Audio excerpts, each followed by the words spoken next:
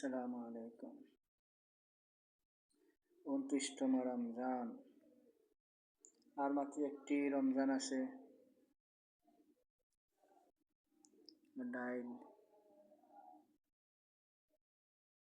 ডাইল খদু, আস্তা খদু এক কল্লি বানাইয়া, মোরগ, মাছ, গরু ছাড়া নিরামিষা খদু। কেমন রং বলেন? ভাত, শরবত।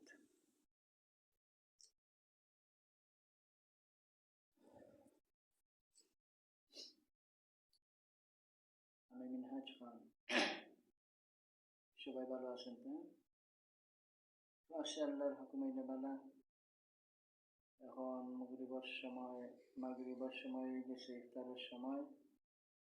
প্রায় 10-15 মিনিট বাদে ইফতার আজান হইব, ইফতার খাওয়া হইব। ইফতার আইটেম অকল দিয়া বইছে গরিবানা শুরুতে। আল্লাহর দয়া, আল্লাহর বান্দা হিসেবে কষ্ট করে রোজা রাখতে আর ওটাও খাইয়ার।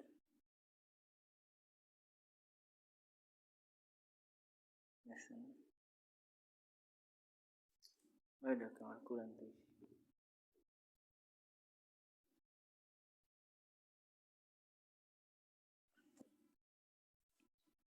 রমজান খার কিলা খাটে, ঈদ তো হচ্ছে।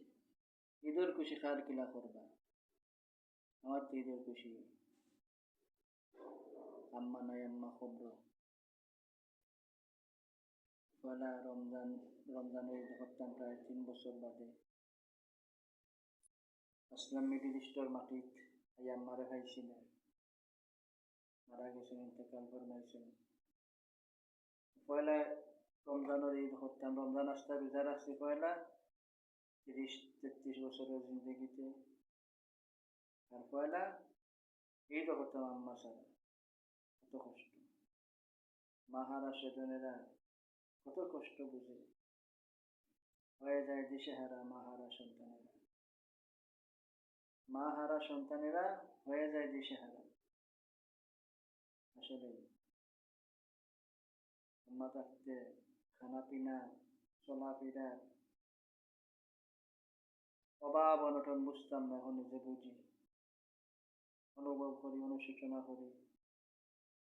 দোয়া করবা আল্লাহ যেন বাকি জিন্দগিতে ওই রকম ডাইল চাউলও আর আল্লাহ রিজেকও রাখে। আপনার তো সকলের দোয়ার নামাজ বন্দেগী করতে পারি। ভালো থাকেন, সুস্থ থাকেন।